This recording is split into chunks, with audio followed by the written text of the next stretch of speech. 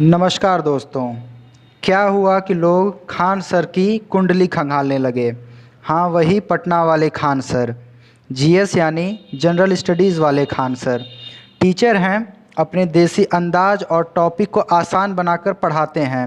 इसी के नाते उनकी एक लंबी तगड़ी फ़ैन फॉलोइंग भी है। यूट्यूब पे वीडियोस बनाकर डालते हैं। इनके channel Khan GS research centre पर 92 लाख से ज़्यादा सब्सक्राइबर्स हैं। खान सर ने 24 अप्रैल को एक वीडियो डाला था फ्रांस पाकिस्तान के संबंधों पर। इसमें एक जगह वो बताते हैं कि पाकिस्तान में फ्रांस के राजदूत को देश से वापस भेजने के लिए जमकर विरोध प्रदर्शन चल रहे हैं और इन विरोध प्रदर्शनों में बच्चे भी हिस्सा ले रहे हैं। यहाँ पर विरोध प्रदर्शन करते बच्चे की तस्वीर को पॉइंट करके खान सर कुछ बोलते हैं। वो क्या बोलते हैं, इसी पे विवाद है। आइए हम आपको पहले वो वीडियो दिखा देते हैं। करते जा रहे हैं। अब ये देखें, ये रैली में ये बेचारा बचवा है, इसको क्या पता है कि राजदूत क्या चीज़ होता है, कोई पता नहीं है। लेकिन फ्रांस के राजदूत को बाहर ले जाए गए हम। ये देखिए, इसको कुछ पता नहीं है।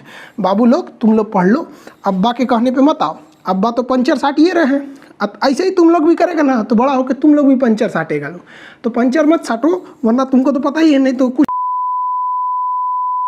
बकलोल कहीं का। बताइए, ये उम्र है बच्चों को यहाँ पे ले आने का।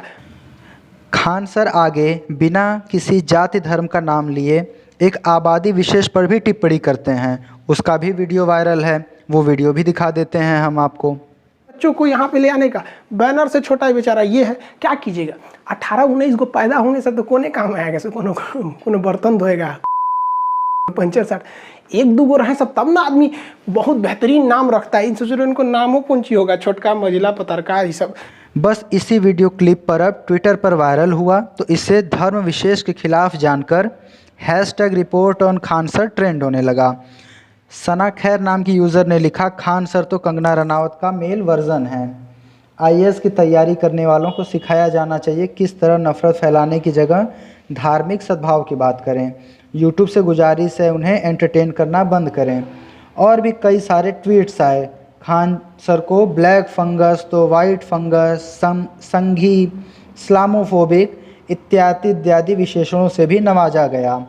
वहीं कुछ लोगों ने खान सर को सपोर्ट भी किया और उन्होंने कहा कि खान सर ने कुछ भी गलत नहीं बोला है और सही बात बोलने पे कुछ लोगों को तकलीफ़ हो रही है। लोग उनके मोटिवेशनल वीडियोस भी खोज लाए और एपीजे अब्दुल कलाम तक का जिक्र करते हुए ट्वीट पे ट्वीट करते गए। आइए हम आपको एपीजे अब्दुल कलाम वाला वीडियो भी दिखा देते हैं। गरीबी होना कोई पाप नहीं है।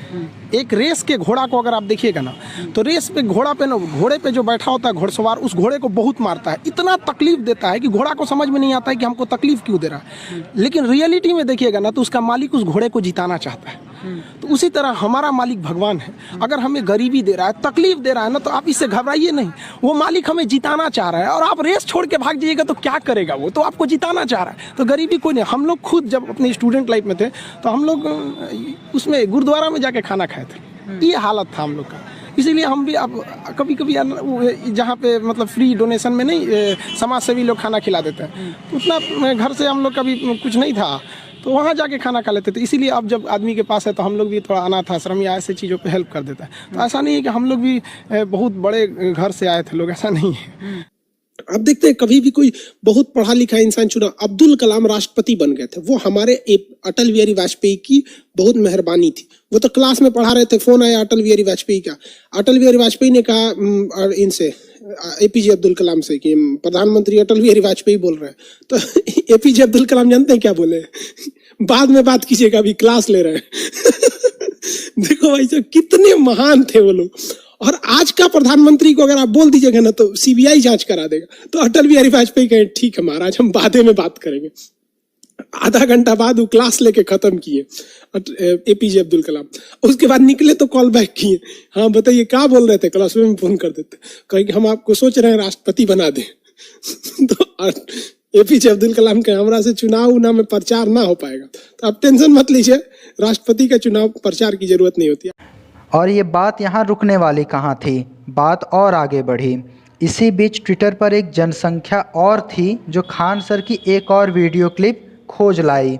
इसमें वो ये कहते दिख रहे हैं कि उनका नाम, असली नाम खान नहीं बल्कि अमित सिंह है। इस वीडियो के आने के बाद तो जो तहलका मचा है वो अभी रुकने का नाम नहीं ले रहा है। वो वीडियो भी हम आपको दिखा ही देते हैं। रियल में हम खान सर है ही नहीं, इसे लोग हमको अमित सिंह कह के बुलाते हैं।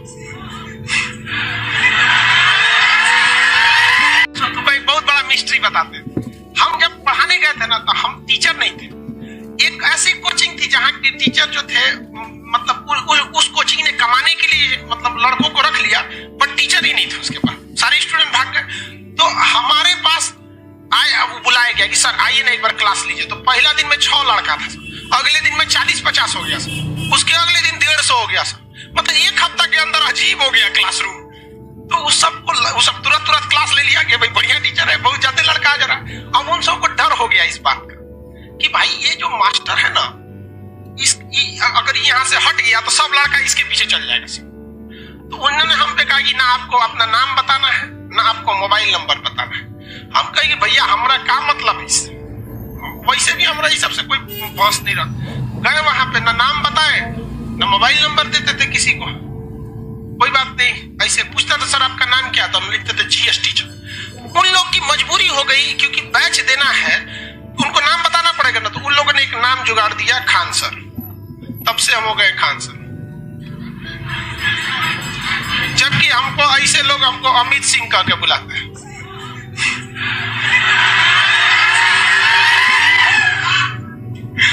हम इसीलिए कभी कभी बोलते हैं आप हमें समझ सको, अभी आप में इतनी समझ नहीं। यार हम क्या है ना, वो एक मिस्ट्री है। बैंक में लोग हमें अमित सिंह ही कह के बुलाते हैं।